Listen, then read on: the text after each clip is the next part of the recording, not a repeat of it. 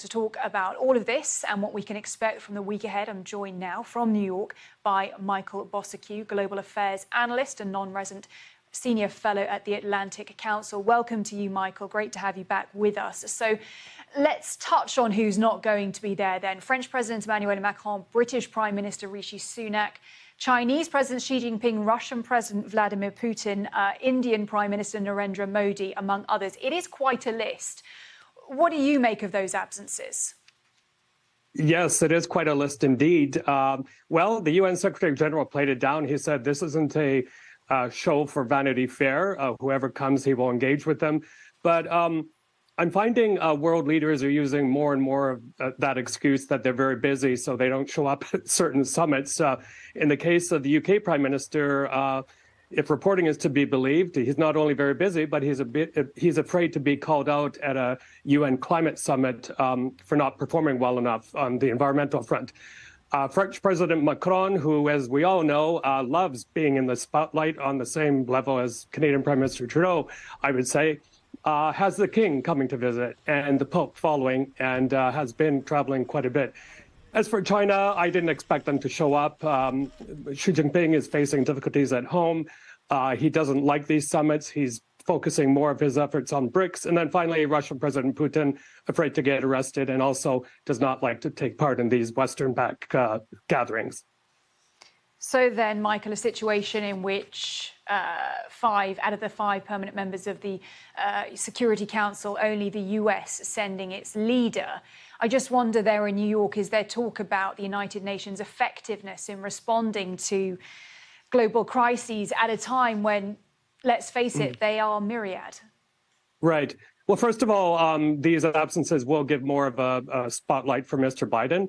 And sorry, I forgot to mention also that an important show will be President Zelensky of Ukraine. He's going to be arguing for more resources to fight the war. But yes, a lot of calls, especially from the African continent, for reform of the United Nations. I heard a lot of that at the BRICS summit in South Africa recently. And in fact, the Secretary General has promised to fight for a seat for Africa. They're casting a much bigger shadow on the world stage.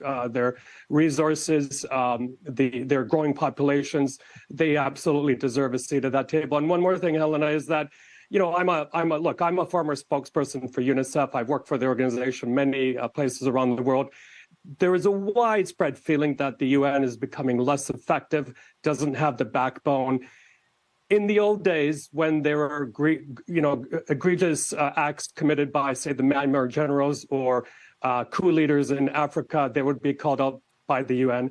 That is happening less and less, unfortunately. Well, let's talk a little bit about Africa then, because you were just pointing to that discussion about Africa potentially having a seat at the UN Security Council. Do you think that's something that will come up this week in New York?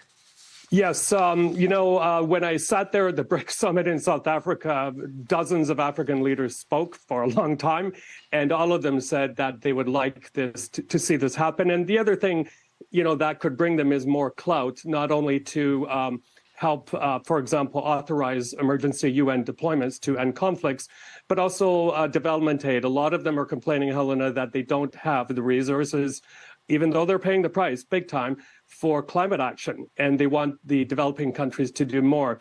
And also, they will be very loud at the different fora these coming 2 weeks.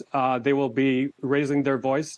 And they're also going to be reminding people, I think, that if they're not given the proper seat, for example, at the UN Security Council, they will go it alone. And they're getting the resources to do that in terms of minerals in the ground that can help alleviate climate change, the so-called green minerals. But also their growing populations is going to give them a much bigger shadow on the world stage. Well, on that point, this particular General Assembly will also be a moment to measure progress when it comes to sustainable development goals. I believe that happens around every 4 years. Right. How's it looking on that front? Not very good.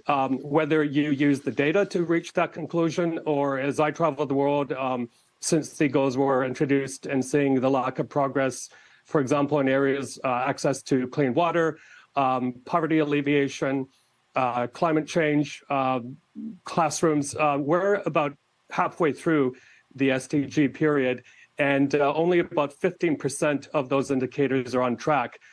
A lot of the countries where indicators have been reversed, for example, undernutrition, a lot of them happen to be in Africa. And a lot of the progress, in fairness, was set back by the pandemic and also by the global economic crisis. So I don't know whether much progress will be made because these are, after all, commitments. They're not binding. And also we have to remember that in a lot of cases, leaders of countries have to go back to their national parliaments to get approval. They have to twist the arms of regional or local leaders to get things done. So it's a very complicated process. But of course, I think we're all on the same page that we hope that many of these indicators actually do reach their goal by 2030.